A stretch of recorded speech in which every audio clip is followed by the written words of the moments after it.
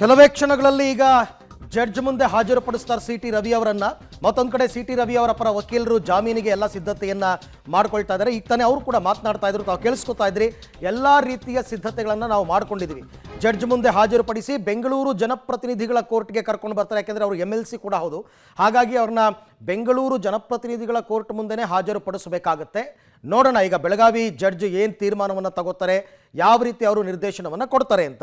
ಈ ಬಗ್ಗೆ ಮತ್ತಷ್ಟು ಮಾಹಿತಿ ನನ್ನ ಕೊಲೀಗ್ ಸುನಿಲ್ ಅವರಿಂದ ಪಡ್ಕೊಳ್ಳೋಣ. ಸುನಿಲ್, ಈಗ ಈ ಇಡೀ ಪ್ರಕರಣ ಹಲವಾರು ಪ್ರಶ್ನೆಗಳನ್ನು ಎತ್ತುತ್ತಾ ಇದೆ. ಮೊದಲನೇದಾಗಿ, ಈಗ ಒಂದು ವೇಳೆ ಏನೋ ಅವಹೇಳನ ಪದ ಬಳಸಿದ್ದಾರೆ ಅಂತಂದರೆ ಅದು ವಿಧಾನ ಪರಿಷತ್ ಒಳಗಡೆ, ಅದು ಪರಿಷತ್ನ ಸಭಾಧ್ಯಕ್ಷರ ವಿವೇಚನೆಗೆ ಬರುತ್ತೆ. ಪೊಲೀಸರು ಇಂಟರ್ಫಿಯರ್ ಆಗೋಕ್ಕಾಗಲ್ಲ.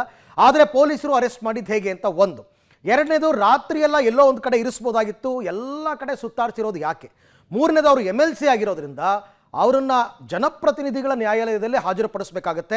ಬೆಳಗಾವಿ ಜಡ್ಜ್ ಮುಂದೆ ಹಾಜರುಪಡಿಸಬಹುದಾ ಅಂತ ಇಷ್ಟು ವಿಚಾರಕ್ಕೆ ಸಂಬಂಧಪಟ್ಟಂತೆ ಅಪ್ಡೇಟ್ಸ್ ಏನಿದೆ? ಅರವಿಂದ್, ನಿಜಕ್ಕೂ ಕೂಡ ಈ ಪೊಲೀಸರ ವರ್ತನೆ ಒಂದು ರೀತಿಯ ಹಲವಾರು ಅನುಮಾನಗಳನ್ನು ಹುಟ್ಟಾಕಿರುವಂಥದ್ದು. ನೀವು ಹೇಳಿದಂತೆ ಎಲ್ಲ ಅಂಶಗಳು ಕೂಡ ಸಿ ಟಿ ರವಿಗೆ ಅನ್ವಯಿಸುವಂಥದ್ದು. ಒಂದು ಸದನ ನೀಡುವ ಸಮಯದಲ್ಲಿ ಏಕಾಏಕಿ FIR ಆಗುತ್ತೆ. ಅವ್ರನ್ನ ಬಂಧಿಸಿ FIR ಆಗಿರುವಂಥದ್ದು ಬಾಗೇವಾಡಿ ಸ್ಟೇಷನ್ನಲ್ಲಿ, ಅವರ ಬಂಧನ ಆಗೋದು ಪರಿಷತ್ತಿನಲ್ಲಿ, ಬಳಿಕ ಅವರನ್ನು ಖಾನಾಪುರ ಠಾಣೆಗೆ ಕರೆದುಕೊಂಡು ಹೋಗುತ್ತೆ. ಅಲ್ಲೊಂದಿಷ್ಟು ಡ್ರಾಮಾ ಆಗುತ್ತೆ. ಸಿ ಟಿ ರವಿ ಅವರ ತಲೆ ಒಡೆದಿದ್ರು ಸಹ ಅವರನ್ನು ಎತ್ತುಕೊಂಡು ಹೋಗಿ ಕಾರ್ನಲ್ಲಿ ಹಾಕ್ತಾರೆ. ಅಲ್ಲಿ ಮಾಧ್ಯಮದವ್ರನ್ನ, ಅಲ್ಲಿರುವಂಥ BJP ನಾಯಕರನ್ನು ಒಂದು ದಾರಿ ತಪ್ಪಿಸೋ ಕೆಲಸಕ್ಕೆ ಪೊಲೀಸರು ಮುಂದಾಗ್ತಾರೆ. ನಾವು ಅವರನ್ನು ಬೆಂಗಳೂರಿಗೆ ಕರೆದುಕೊಂಡು ಹೋಗ್ತಾ ಇದ್ದೀವಿ, ಒಂದು ಏನು ಜನಪ್ರತಿನಿಧಿಗಳ ಒಂದು ನ್ಯಾಯಾಲಯಕ್ಕೆ ಕರೆದುಕೊಳ್ತೇವಂತ ಹೇಳಿ ಇಡೀ ರಾತ್ರಿ ಸುಮಾರು ಒಂದು 12 ಗಂಟೆಗಳ ಕಾಲ ಅವರನ್ನು ಸುತ್ತಾಡಿಸಿದ್ದಾರೆ.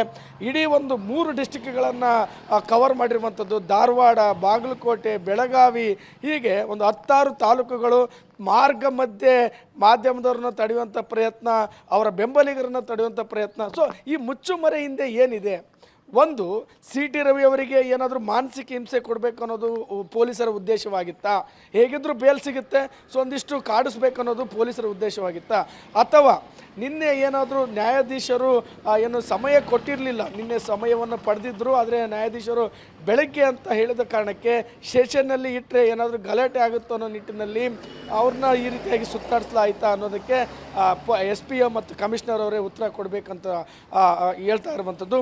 ಅದರ ಜೊತೆಗೆ ಒಂದು ನ್ಯಾಯಾಧೀಶರ ಮುಂದೆ ಹಾಜರುಪಡಿಸಿದ್ದೇನೆ ಈ ರೀತಿಯಾಗಿ ವರ್ತನೆ ತೋರ್ತಾ ಇರುವಂಥದ್ದು, ಮತ್ತು ಅವರನ್ನು ಯಾವುದೋ ಸ್ಟೇಷನ್ನಲ್ಲಿಟ್ಟು ಉಪಹಾರ ನೀಡಿರುವಂಥದ್ದು ಒಂದು ರೀತಿಯ ಪೊಲೀಸರ ವರ್ತನೆ ಅನುಮಾನಕ್ಕೆ ಕಾರಣವಾಗಿರುವಂಥದ್ದು.